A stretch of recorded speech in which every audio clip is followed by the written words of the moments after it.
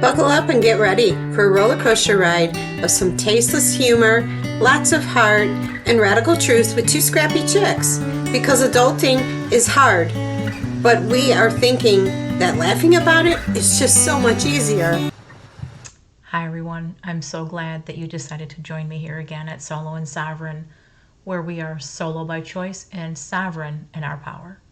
In my last episode, I talked about the Lethality Assessment Program, or LAP, how it was designed, why it was designed, and its function. And I explored how it helps identify high-risk individuals and high-risk situations and how that helps to prevent the most tragic of outcomes. And today I'm going to go into what actually happens when someone reaches out for help, or what that could look like. Because it's not just one system, it's a coordinated response. And it often starts with law enforcement. If someone is in immediate danger, law enforcement, when responding to an emergency call, is able to assess risk in the moment, whether that's in your home or another location. They can remove an active threat when or if it's necessary, and document these incidents for legal protection, which is going to be important when you move forward with obtaining those protective orders.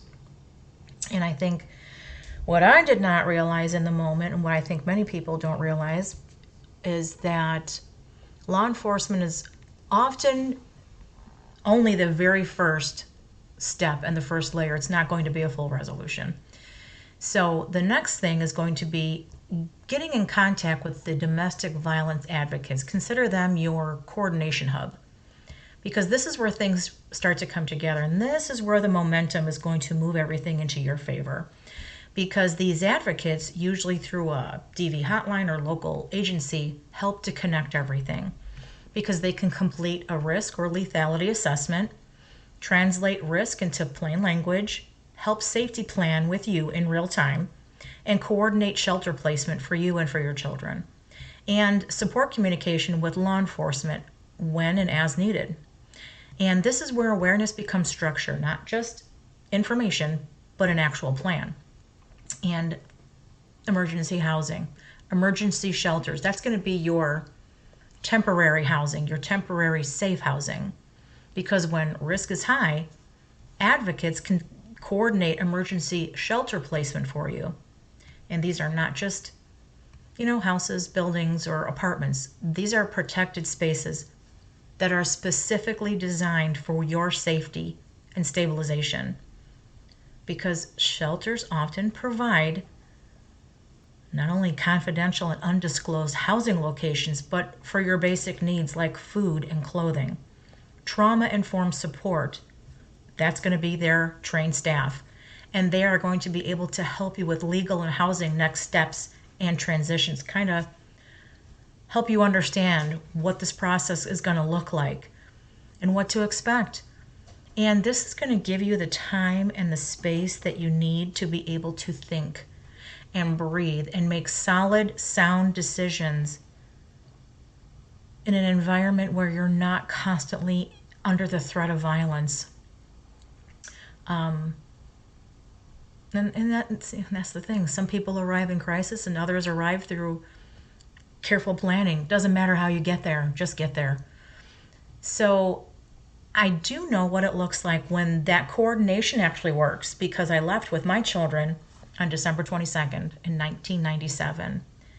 And it was not a chaotic process because it was planned. The exit was built quietly at my desk, at my job, with two trusted people. We set the plan and we set the date. And when the day came, everything on the surface looked completely normal, at least to him. He had no idea. And I think I had said I did not even let my children know what was about to transpire. They were not aware that we were leaving until we were leaving. And we left in a very orderly and coordinated way. And that day, I did take my two older children with me to work because they were on Christmas break. And the plan was to leave them briefly with a coworker while I went with one other person to help me collect some of my belongings, which was a few duffel bags of clothing for me and my children from our apartment. And we had to go back to the apartment. I have to tell you that I was pretty afraid because he lied about everything. Now, he said when he dropped me off with my 2 older children at my job, he said he was going to go to the movies that day because he needed, he needed time to relax. He needed time to enjoy his day. And I remember he asked me for $20. And I handed it over to him gladly because I remember thinking, this is the last time I'm ever going to have to give this guy anything, especially my money. And of course, he didn't know it in the moment. And I still had to, keep my poker face on and just act like just going to go into work. That's all we're doing here. And walked in the front door, dropped my 2 older children off, walked out the back door, got into an SUV another coworker allowed us to use. And like I said, I was afraid to go to the apartment because he lied about everything. He said that's what he was going to do. I had my doubts. I was concerned that I was going to pull up and he was going to be there at the apartment, and then what? But thankfully, he wasn't. So we quickly went into the apartment, and I'll call this person my escape assistant. When they walked into my apartment at the time, and this is just going to tell you how deep we were into this desperate situation, is that when you're living moment to moment, hour by hour, day by day, week by week, month by month, you're just focused on surviving, that you get used to some pretty difficult, dire situations. And when that person walked into my apartment and saw how we were living, they were completely shocked and stunned. They just stood there and they just said, oh my God, I had absolutely no idea that this is how you all were living. Because we had no furniture, just some mattresses on the floor. And then some exercise equipment that he ordered and of course never paid for. But aside from that and some clothing and some duffel bags, we had nothing. And it literally brought this person to tears. And in that moment, I didn't even feel embarrassed. I felt vindicated because I thought so, that this situation was dire and it was horrible. And now with this person coming in here, saying that with that look on their face, I knew that what I was doing was the right thing. And believe me when I tell you, I could not get out of there fast enough. So we then went to pick up my 2 younger children from the daycare center, and I had to disclose to the daycare staff that we were going into an emergency domestic violence shelter, because if I hadn't been honest and just walked in there and, well, I'm just here to collect the children, if I hadn't told them the real reason why I was there to collect my children, they would have contacted him to let him know that I was there to collect the children. That would have not have been a good situation. And they were so gracious and so helpful and so kind and understanding. And I really did feel that every time I got to a step, I just automatically thought it was going to be a difficult situation. And when it wasn't, when it turned out to be so fluid and so easy, I was shocked. I was stunned. Happily so, but I was like, oh my gosh, this is really happening. I'm leaving. This is happening. We're going. And so after I picked up my 2 younger ones, and we headed back to the office so I could pick up my 2 older children, so that we could then go to the next location, which was the office, the address that we were given, to meet the advocates that were going to then bring us to the next phase, which was the domestic violence shelter. And what I found out later is that he didn't even know we were gone until 4 o'clock that day. And this entire process started at 9 a.m. And we were gone, out of reach. He was completely unable to find us or stop the situation, stop the process. And when we got to this address, it was a strip mall, and it looked pretty vacant. I think there was a couple of stores that were open, but it looked like the unit that we were told to go to looked like any other unit that was, empty and under renovation. And when we got inside and I sat down, and I just was so relieved. I just broke down and cried. And the person that brought me there, they said, "Oh my gosh, I feel terrible. I feel like I'm leaving my child here." Because I was crying, they felt that they just wanted to do more. I'm like, I didn't understand. You saved us. You saved our lives, literally. And I just said, I'm not crying because I'm afraid or I'm sorry that I left. I'm relieved. I'm just so relieved that I'm out of that situation and I never have to go back. And for that moment, and for the first time in a very long time, I wasn't just surviving. I mean, we made it. We actually made it. And I think I was so relieved, and I just couldn't believe it was happening.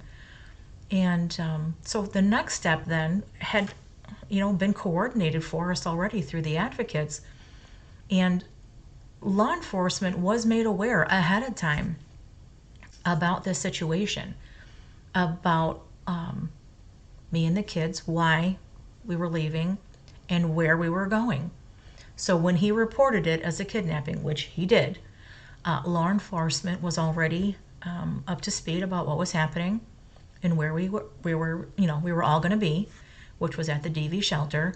And a day or so later, I did have to go in and make a statement, and had my injuries documented, photos of my bruises and everything. And when we arrived at the shelter, we were the only ones there. And I was told that, it's not typical for someone to leave during the holidays.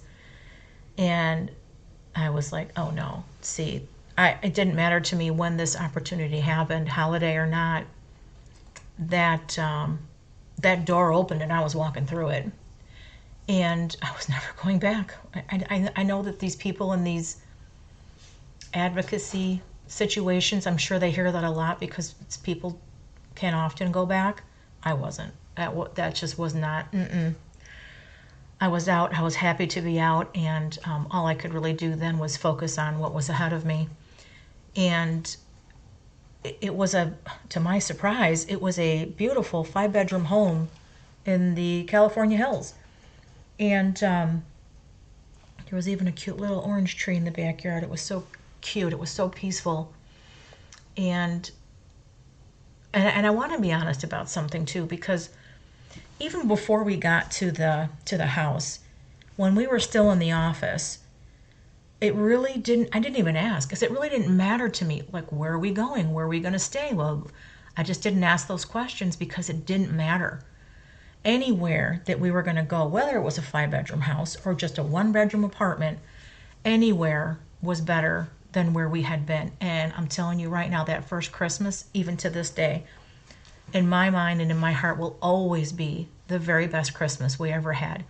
And not because everything was perfect, but because we were finally free and we were finally safe and we were together.